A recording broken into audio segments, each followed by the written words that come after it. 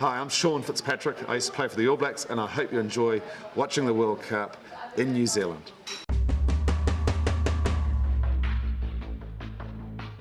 Sean Fitzpatrick, tell me, is rugby in New Zealand a religion? Is it? Oh yeah, look, it's pretty more than a religion. It's the way we were brought up. You know, people say to me, why did you play rugby? Because my father said to me, he said, play a team sport and make sure you enjoy it. He said, you don't have to play rugby union. Little did I know in the 1960s in New Zealand there was no other sport to play except rugby union. But is it a religion? I think it's just a way of life. It's just something that we enjoy doing. We're very successful at it on the world stage. So, you know, obviously a lot of children play it, but there's probably more children playing football than rugby. So the children in New Zealand have an option now. What do you think it's more important for the union, let's say, for a championship, for the federation, to have results as a national team or to expand the sport through children? What I think is, you know, it's important that the All Blacks continue to win, because for young children growing up, they dream of being an All Black because the All Blacks are so successful. They have role models, they have idols that have done so well. The Richie McCaws, the Dan Carters of the world. Everyone's running around being Dan Carter, which for little Johnny, you know, that's cool. So we need that. If the All Blacks start losing, and we start losing a lot of our players overseas, obviously the numbers are going to diminish, and the next generation coming through maybe won't aspire to be All Blacks. Well, New Zealand hasn't won a World Cup since '87, right? Yep. But you have the chance in 2011. I mean, you're hosting the World Cup, right? Yeah, it's cool. I'm a real fan, and obviously it's an issue for us that we haven't won the World Cup since 1987, and there's mitigating factors why we haven't. But for me, this time, I think Graham Henry, the All Black coach, has done everything he could to make sure that we win the World Cup.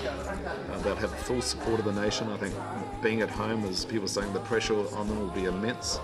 But I think that's good. You know, as All Blacks, we have a real fear of losing. But if you can harness that fear of failure, you can use it the right way.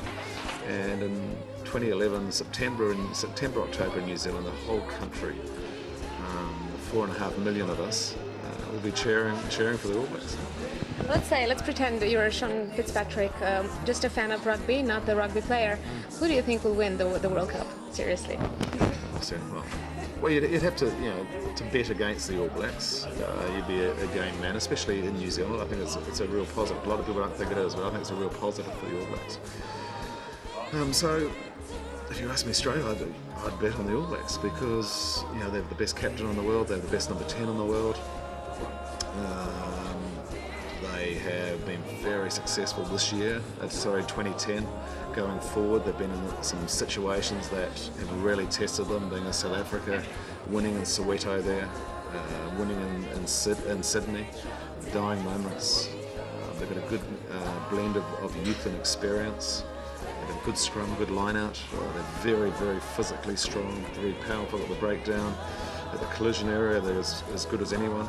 So, but World Cups are all about momentum, and if they can, you know, do well and they play France early on, if they can put France away and they can win their pool, they have a pretty good draw at quarter-final time. Unfortunately, we play South Africa.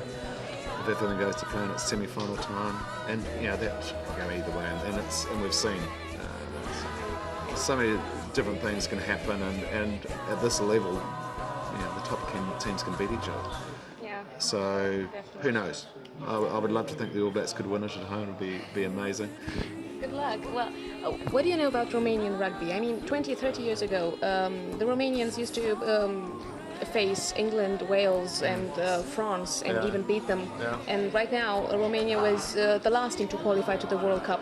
Why do you think that is? I mean, what do you... Well, you know, obviously, you know, they're in a very difficult pool because they are with Georgia. We'll be talking about that later. Yeah. Once again, it's about the team when it's winning. You're going to get more support and you get more sponsorship, and you get little children wanting to play in the national team. So hopefully by playing in the World Cup, and that was the most wonderful thing about 2007, the Tier 2 nations, I don't really like calling them Tier 2 nations, but what happened in 2007 was amazing to see the Portugals of the world, to see Georgia almost beating Ireland. You know, they were ranked number 4 or 5 in the world. For a team like Georgia to almost beat them is wonderful in terms of, you know, the 20 nations of the world. You know, it's a huge sporting event. It's the 3rd biggest watched sporting event in the world. So we need teams like Romania, we need teams like Georgia that are going to portray this great sport to a bigger global audience. Do you think Romania is capable of getting 2 wins in the group? I mean, talking to you as Sean Fitzpatrick, not Sean Fitzpatrick, the trainer of Georgia. I would think that Georgia are going to target Romania, obviously. Scotland, you know, they're in their pool, obviously. So, yeah, you know, Italy almost beat Ireland yesterday in the Six Nations. So, yeah, they've got to go in there, and that's what I've said to Georgia. I said they've got to go in there with the attitude that we're going to get through to the quarterfinals. We need to be the top 2 teams in the pool, and if they can, you've got who else? You've got England, you've got Argentina, and you've got Scotland.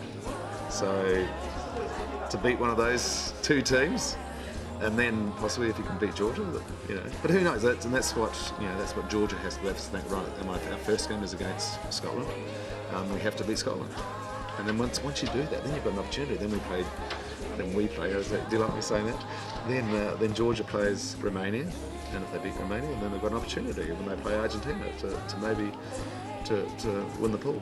Why did you choose Georgia and not Romania? Let's say. Because I have a friend. I have a friend in Georgia who was very involved in Georgian rugby, and I loved what they did in the World Cup in '07.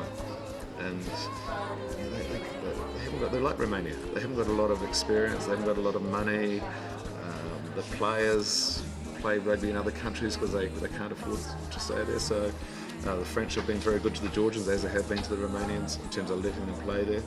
So I just like what I saw, and I was having a friend there.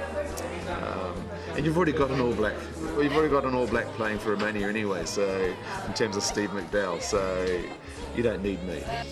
Tell me something about the haka. I mean, it's the most incredible thing around All Blacks. What do you feel when you perform the haka, and what do you want to tell the people standing in front of you? Well, Steve's probably the person you should be talking to. We're just saying we're laying down a challenge to opposition that we want to fight. You want to fight. If you take up the challenge, we're going to take your breath away. This is the most wonderful way to start work, because you're gaining inspiration from each other. You're thinking about the people that have played before you. You're obviously thinking about the opposition, but you're thinking as a group how we're going to beat. And that works. I mean, that's just. I love it. I think it's a really powerful. People say it's an advantage. I think it's a huge advantage that we have, because it really brings us together. And I think if I was opposition teams, I wouldn't let us do it. I'd have their national anthem. I shouldn't be giving you ideas, but it's an advantage to us for sure.